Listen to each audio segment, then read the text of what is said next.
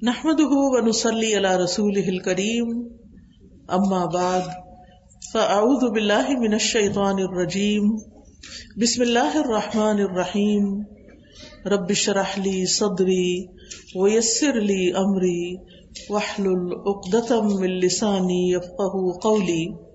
سجدے کا طریقہ، تکبیر کہہ کر سجدے میں جانا، یعنی جب آپ سیدھے کھڑے ہو گئے تھے اسٹریٹ اور ربنا ولک الحمد اور تسبیحات آپ نے وہ پڑھ لی، دعائیں پڑھ لی، تو پھر اس کے بعد اب آپ سجدے میں اب جا رہے ہیں اور سجدے میں جاتے ہوئے اللہ اکبر کہیں گے۔ پھر جب آپ صلی اللہ علیہ وسلم سجدے کے لیے جھکتے تو اللہ اکبر کہتے، یہ صحیح بخاری کی روایت ہے۔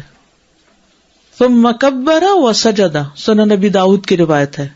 پھر آپ نے تکبیر کہی اور سجدہ کیا۔ سجدے میں جاتے ہوئے گھٹنوں سے پہلے ہاتھ رکھنا، یہ مسئلہ بہت متنازع فی ہے اور ہمیشہ لوگوں کے بیچ میں سوال کی شکل میں بار بار ابھرتا رہتا ہے کہ پہلے گھٹنے رکھیں یا پہلے ہاتھ رکھیں۔ تو کیا پتا چلا؟ پہلے ہاتھ رکھنے پھر گھٹنے رکھنے۔ ابن عمر رضی اللہ عنہما سے مروی ہے کہ وہ سجدہ کرتے وقت گھٹنوں سے پہلے اپنے ہاتھ زمین پر رکھتے تھے اور کہتے ہیں کہ رسول اللہ صلی اللہ علیہ وسلم ایسا ہی کیا کرتے تھے۔ نافع کہتے ہیں کہ ابن عمر رضی اللہ عنہما سجدہ کرتے وقت گھٹنوں سے پہلے اپنے ہاتھ زمین پر رکھتے تھے۔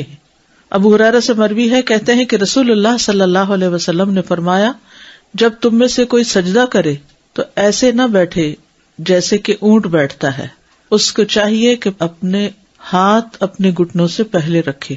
یعنی کچھ لوگ کیا کرتے ہیں، پہلے گھٹنے رکھ کے بیٹھتے ہیں پھر سجدے میں جاتے ہیں، ایسا نہیں کرنا چاہیے۔ اسٹریٹ کھڑے اللہ اکبر کہہ کے نیچے گئے، پہلے ہاتھ رکھے پھر گھٹنے رکھے پھر بیٹھے، ٹھیک ہے۔ 7 اعضاء پر سجدہ کرنا۔ عباس بن عبد المطلب رضی اللہ عنہ سے روایت ہے کہ انہوں نے رسول اللہ صلی اللہ علیہ وسلم کو فرماتے ہوئے سنا، جب کوئی بندہ سجدہ کرتا ہے تو اس کے ساتھ 7 اعضاء سجدہ کرتے ہیں، اس کی پیشانی اور اس کے دونوں ہاتھ اور اس کے دونوں گھٹنے اور اس کے دونوں قدم۔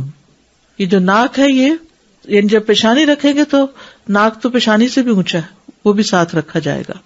ابن عباس رضی اللہ عنہما سے مروی ہے کہ وہ نبی صلی اللہ علیہ وسلم سے بیان کرتے ہیں کہ آپ نے فرمایا، ہمیں حکم دیا گیا ہے کہ ہم 7 ہڈیوں پر سجدہ کریں، 7 ہڈیوں پر سجدہ کریں۔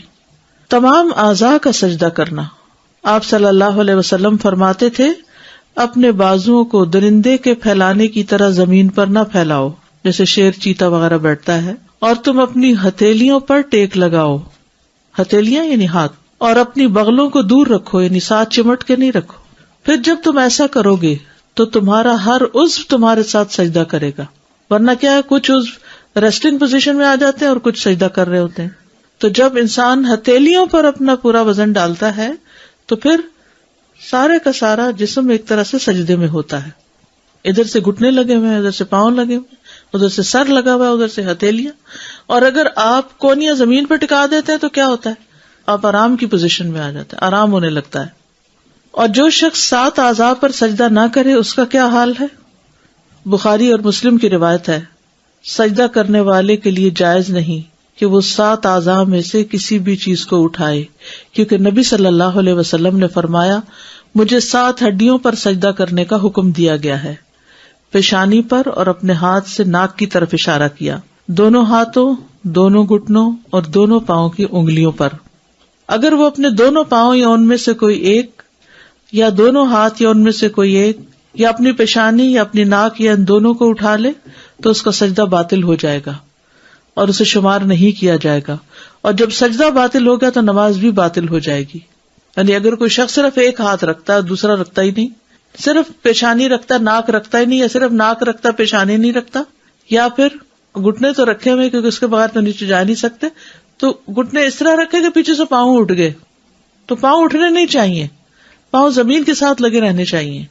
تو اگر یہ 7 اعضاء نہیں لگے زمین پر تو سجدہ نہیں ہوگا، سجدہ نہیں ہوا تو نماز نہیں ہوگی، یہ یاد رکھیے، یہ بہت اہم بات ہے، یہ نماز کا اہم ترین حصہ ہے۔